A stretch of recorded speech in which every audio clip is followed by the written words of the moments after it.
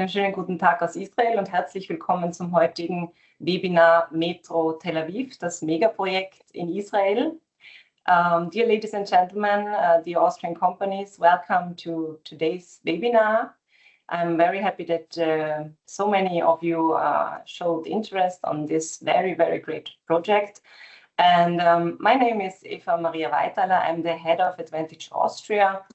And within the next hour, we as the Advantage Austria Tel Aviv team, together with our experts from NETA, will, especially for you as Austrian companies, take you behind the scenes and let you know what exactly is going to be planned within the Metro Tel Aviv project, what products and services from Austria are needed, and especially what kind of cooperation and potential projects are waiting for you.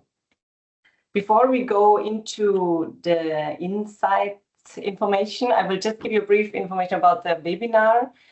It will take around 60 minutes. It will be recorded, so you will get sent afterwards the link to see the webinar as well online. You will get the presentations afterwards. And if you have any questions, feel free to ask them. There will be a Q&A session after the webinar. You have the chance either to ask questions within the chat, or you can ask with the questionnaire mark to ask anonymous questions. And at the end, of course, we as the Advantage Austria team are there for you. So what is the agenda for today? So I will give you a short overview of the current situation. Then we will have an insight information of the rail project in general by my colleague Guy Liran, who is innovation manager at our office. And of course, the most important part of today's webinar will be the experts from NETA. So we will have the introduction of Adi Kankani from head of line M2. We have the procurement. We have Helen Maor with the procurement. She's procurement director at NETA. And last but not least, Gilad Fuchs, the Vice President of Systems and Technology of NETA. So let's give you a short overview of the current economic situation. So the GDP was in 2025 quite good, besides all these circumstances which happened. So there was a growth rate of 3.1%. The expectation for 2026 is also very good. The expectation is between 3.5 and 5.1% growth rate. As you know, Israel is actually on place one regarding research and development investments. So 6.35% of the GDP is invested in research and development. And of course, Israel is the innovation ecosystem worldwide. So the innovation ranking, it's on 14th place. With the startup ecosystem, Israel is on 3rd place. And if you look on the startup scene, there is more than 30% of Israeli startups are AI oriented or connected, let's say it like this. Despite as I just mentioned before, the war, of course, was hard for everybody, especially, of course, for the region and for Israeli people. Cost of war also was an issue. There were $95 billion spent approximately for all these wars and confrontation within all the fronts which were happening, especially for Iran. There was cost of $11 billion, and it's of course this out also the debt level. So the debts increased to 68.6% of the GDP. Nevertheless, Israel is performing very good. So there is a very strong shekel at the moment. The key drivers, as you might know, are high-skilled workers, the high technology sector, and of course the defense and safety, defense security export.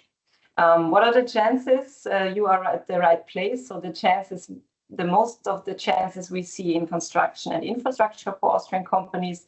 So that's why we also decided to do this webinar together with NETA. And we have the mechanical engineering, we have cyber technologies, and one very important sector is also the renewable energy and environmental tech. I'll just let some more people in. Okay, so regarding travel warning, you were all aware of the situation, of course. Now we are on level number 3 out of 4, and we hope in the really near future it will go again down on level 2. So nevertheless, the situation is quite normal for us living in central Israel, especially in Tel Aviv. Everything is normal. We have cafes, restaurants, everything is open. The beaches are open, the daily life is just normal, schools are open, people are going to work, so everything is fine, everything is good for now. Also, the regular flight connectivity is back. Austrian Airlines is flying, and many others are coming back within the next weeks and months. So what is next? Just to also highlight our upcoming events, we plan to have a delegation coming to Israel in October this year. So the topic will be Startup Nation Israel. Anyways, it can be a good chance also for you to reconnect within Israel, your network, get to know and get to meet people again. So maybe you also want to join this delegation. We would be happy to welcome you. And of course, there is another event planned in January 2027, which will be already the 8th Austrian-Israel Infrastructure Forum. Of course, this would be the follow-up of today's event, and hopefully we can then already have some success stories being presented. So I'm happy now to give the floor to my colleague, Guy Liran. He is the Innovation Officer at the Advantage Austria office, and he will give you a short overview of rail projects in Israel. Thank you, Eva. Good morning, everyone. Glad you can join us for this webinar this morning. I will give you a brief overview of Israel's actually building the future rail system.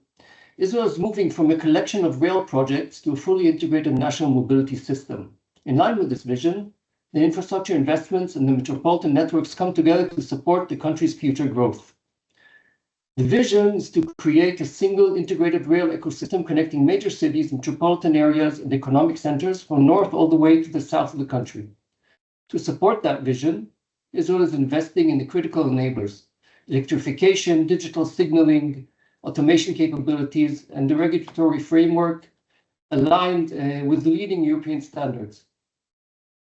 Together, these technologies increase capacity, reliability, safety, and operational efficiency across the network. So now that we have more or less the vision and enablers in place, the next step is actually building the national rail backbone. So here the priority is expanding national rail capacity and removing bottlenecks, particularly in the Ayalon corridor in Tel Aviv area, which remains the most constrained part of the system. Key projects such as the Eastern Railway, Coastal Corridor expansion, and future northern and southern extensions are designed to increase capacity, strengthen resilience, and improve regional connectivity. The result is a stronger national backbone capable of supporting future passenger and freight growth. So while the backbone connects regions, metropolitan rail systems are what deliver everyday mobility benefits. And the second pillar is the metropolitan mobility. That's what we're here for today. All these projects here address congestions in Israel's largest urban centers. These systems are designed to integrate to the national network, creating a seamless connection between local and intercity travel. Taken together, these are intended to create a single integrated network, combining national connectivity with metropolitan mobility. And now we get to a substantial cornerstone of this network, one of the largest infrastructure projects in Israel's history, the Tel Aviv Metro. So I hand it over to Adi from NETA. Thank you very much. Hi, thank you very much. I will share now our presentation and we will start. Just let me know that you can see it and it's fine. Perfect, we can see it. Thank you. Yeah, great. Okay, so nice meeting you. I'm happy to be here. My name is Adi Kain-Karni. I'm the head of line M2 in NETA, and we'll talk about the metro in Israel, and we'll start where Of course, in Tel Aviv area, you can see in the picture our situation today. A lot of traffic jam, and we understand that the solution will not be more roads or car, and the metro in Israel, it's not nice to have. It's essential project for all of us. So about half of the population in Israel lives in Tel Aviv area, and 50% of the jobs are here. We're talking about 40 to 50 billion US dollars estimate cost. Of course, it will increase the public transportation about 30% and will serve 2 million passengers per day.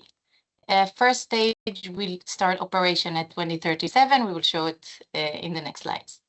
How we work here in Israel. So it's our first metro project in Israel. So we understand we have to work together with companies from abroad. So you can see each and every line. There's joint venture between Israeli company and company from abroad. M1, for example, with Metro Milano, the Italian company, M2 with WSP, and M3 with Artelia, the French company. Above all three lines, there's a network manager. It's also a joint venture together with Egis, the French company. Here is our network. So you can see three lines, M1, M2, M3, 150 kilometers of underground network.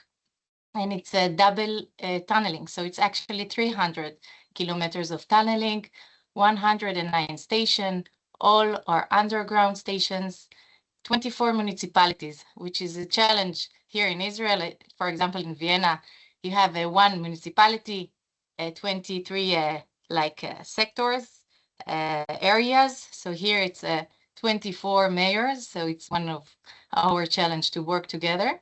4 depots, 1 for each line, and 2 for M1. You can see the length, and 7 transportation hubs. The project will be divided into 2 main execution stages. You can see approximately half and half. In the yellow, in the right side in the picture, you can see in the center of Tel Aviv area, it will be the first stage, about 78 kilometers. And you can see in the blue lines, north and south, it will be the second stage. Where we are at the moment, schedule-wise. So in 2025, last year, we published the pre-qualification for Infra 1, mainly the civil works. And in 2026, you will see in the end of this year, the first tender publication for Infra 1. In 2027, we will also publish the tender for Infra 2. Gilad will explain exactly the difference between Infra 1 and Infra 2, and also Helen after me. And the operation, as I said, for the first stage should be in 2037. Now Helen will continue with the procurement. Good morning, everyone. My name is Helen Maor. I'm NTA's Procurement Director, and I will give you a brief regarding the procurement strategy. So this slide summarizes the packaging principles of the Metro project. And due to the size and complexity of the Metro project, as my colleague Adi has presented before, the project is divided into 2 stages, stage 1 and stage 2. This procurement strategy applies to stage 1 only. However, as I mentioned, the pipeline doesn't end with stage 1. It continues to stage 2, which is broadly equal in scale to stage 1. So there will be a lot of opportunities for many years to come. So on the left side on the screen, you can see the actual stages of work, which are divided into 3 main categories. The first one are the enabling works, which are currently being executed by local contractors. The second stage are the Infra 1 works, which are the tunneling works and the underground station boxes, some of which are cut and cover, and some are mine stations. Each line is divided in between 3 to 5 geographical segments. You can see the bars underneath each one of the line. Each bar represents a different package, a different tender, which is going to be published by the end of this year 2026, along 2027 and 2028. And as Adi mentioned before, we have already published the pre-qualification stage for these packages. However, we intend to republish the pre-qualification stage during 2027 and 2028 in order to allow for more participants to join and submit bids to these packages. The third stage of the projects are the rail systems, include the rail systems, the tracks, the fit-out works, the rolling stocks, the signaling, and the operation and maintenance. And NETA will execute these works by way of two packages, one package for M1 and one combined package for M2 and M3, as the systems must be identical and compatible with each other. So to summarize, the tunneling, the Infra 1 works, which consist of the tunneling and station work packages, we're talking in between 12 to 14 packages for stage 1. Each package will include between 5 to 9 kilometers of twin tunnels, between 3 to 7 underground stations. Most of them are cut and cover. Some of them, at least 3 packages, include mine stations and additional cut and cover stations. And the approximate value of each package is between 1 to 3, it even exceeds $3 billion. The first packages will be released by the end of 2026, and this will be followed by stage B of the project, where we are going to be releasing some more Infra 1 packages. So as I said, between 2026 and 2031, we will be releasing the Infra 1 tenders. The Infra 2 tender is 2 packages, one for M1, one combined package for M2 and M3, and only the estimation is between $3 to $5 billion per package, without including the works for the operation and the maintenance. This package will be published, this tender will be published during 2027. However, the pre-qualification phase will be published during the coming month. And Gilad will elaborate regarding this package furthermore. Thank you very much. Thank you, Helen. Hello, everyone. Really exciting to see all of you joining this webinar. It's very important for us in NTA to talk with you. As Helen introduced, I'm responsible for the Infra 2 works in NTA. Infra 2 means in our project, the Infra 2 definition is all the works that are not civil works. That means that all this railway system, the non-rail system, the power, of course, the rolling stock, signaling, and also the operation and maintenance capabilities are part of this scope. Now I'm about to reveal to you the key main issues that we will be published in the pre-qualification for the Infra 2 bidders. This pre-qualification will be published very soon, in weeks from today, and it will be public for all the market. So I'm now revealing you what we will publish very soon. First, it's very important that we will have a unified process, one pre-qualification process, and then one unified RFP process. And in the end, we will choose 2 successful bidders. One will be responsible for the M1 line, and the other one will be responsible for the M2 and M3 lines together. And the scheme is a DBOM, design, build, operate, maintain. So that means that the market has to join each other and reach to a bidder structure that can elaborate and give NETA all the scope from the execution stage until the end of the operation. In that PQ, pre-qualification, we will examine the market in 5 main categories.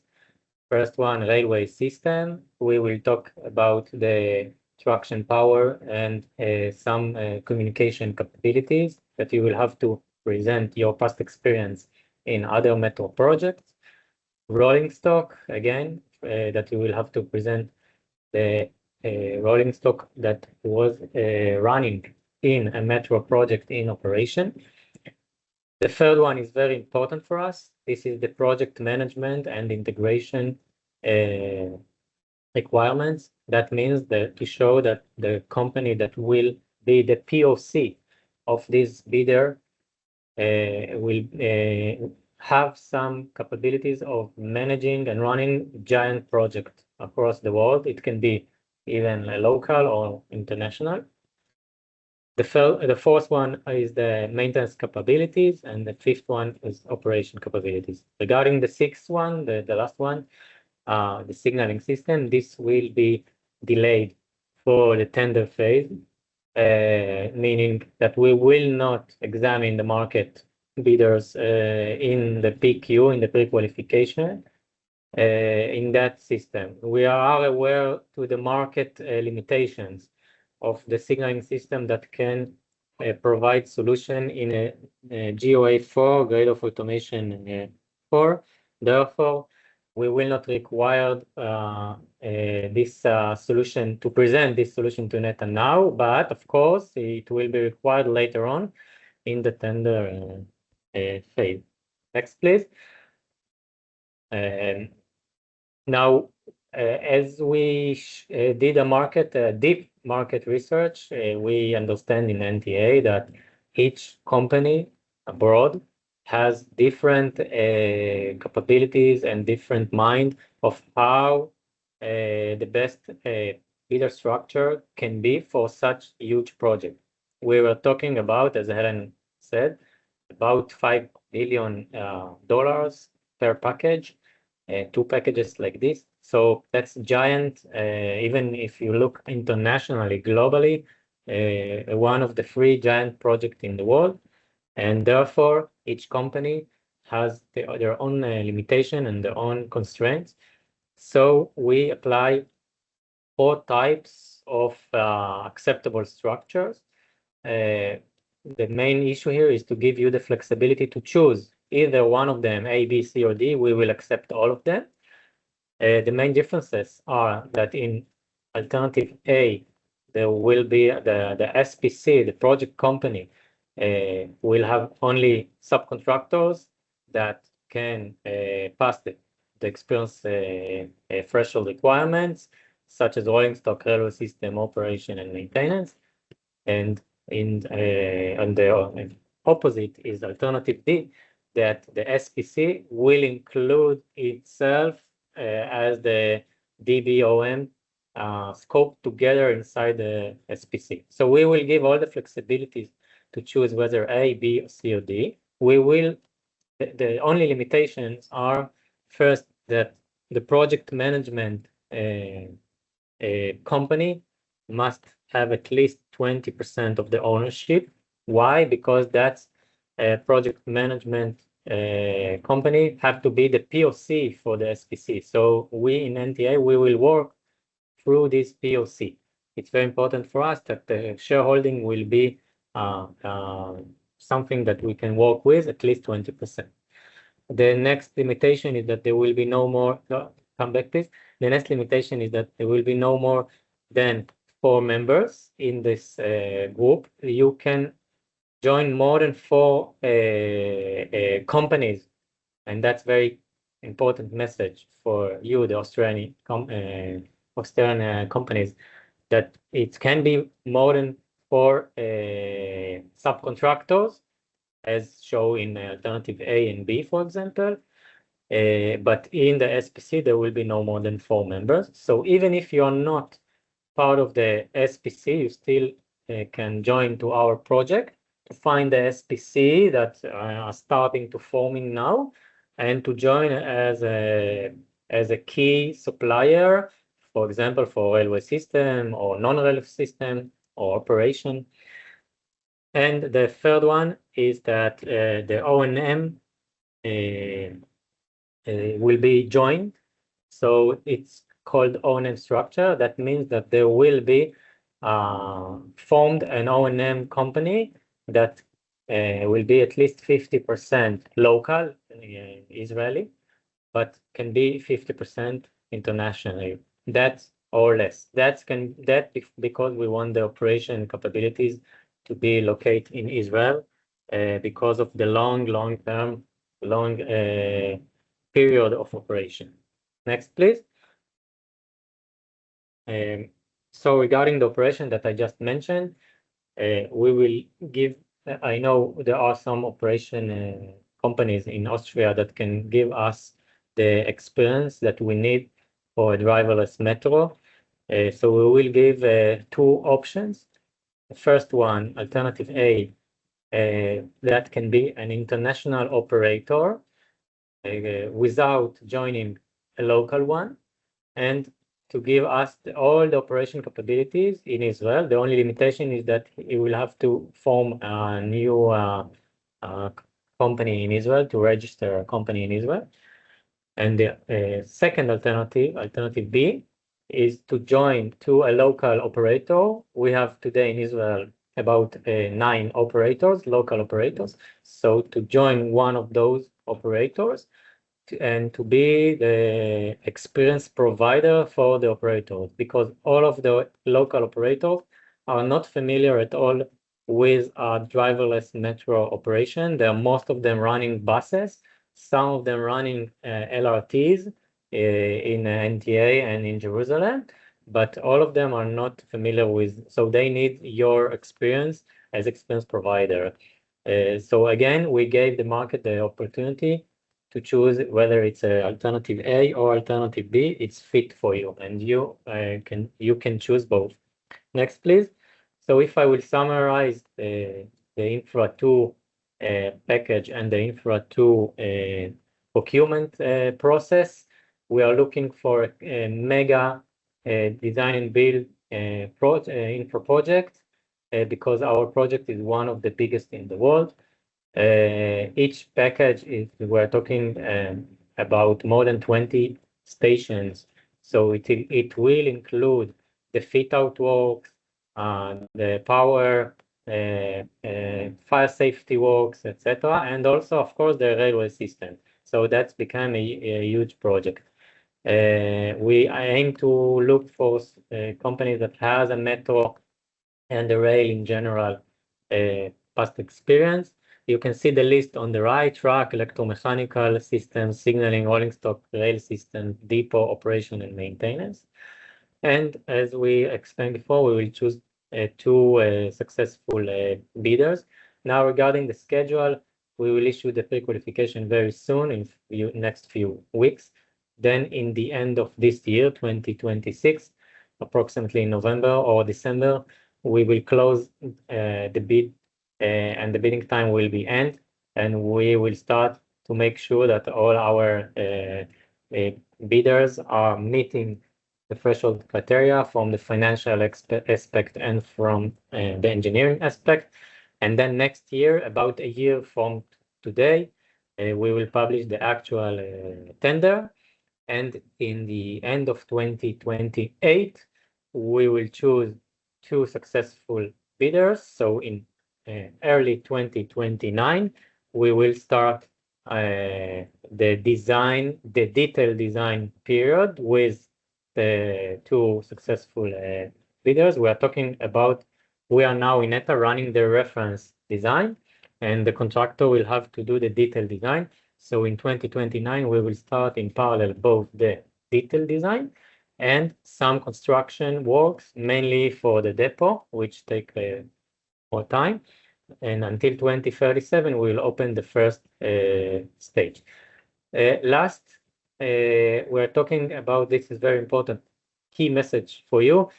We did many adjustments, and we have a lesson learned from our past project in the red and the green and the purple line LRT in NTA.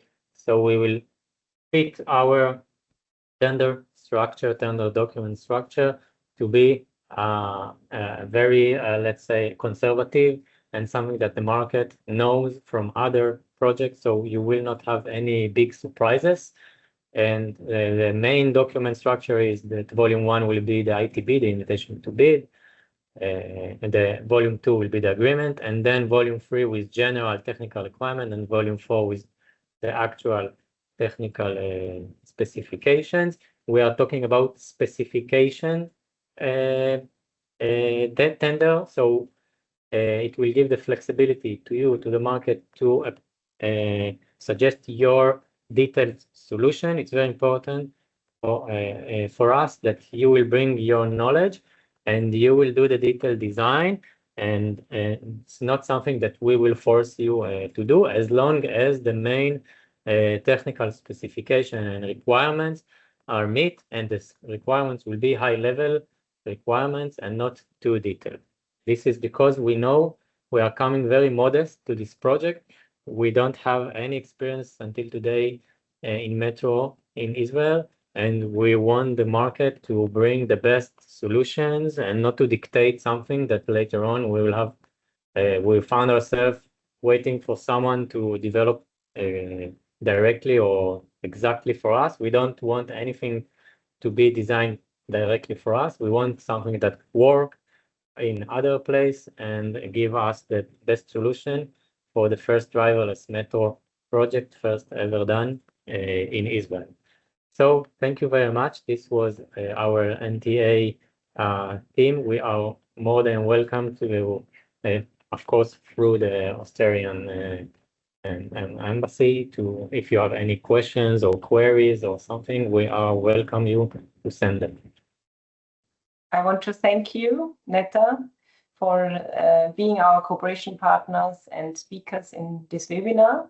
I think this was on a great interest for Austrian companies. And yeah, dear Austrian companies, you will get a follow-up email with all the information, also the link of the video and the presentations.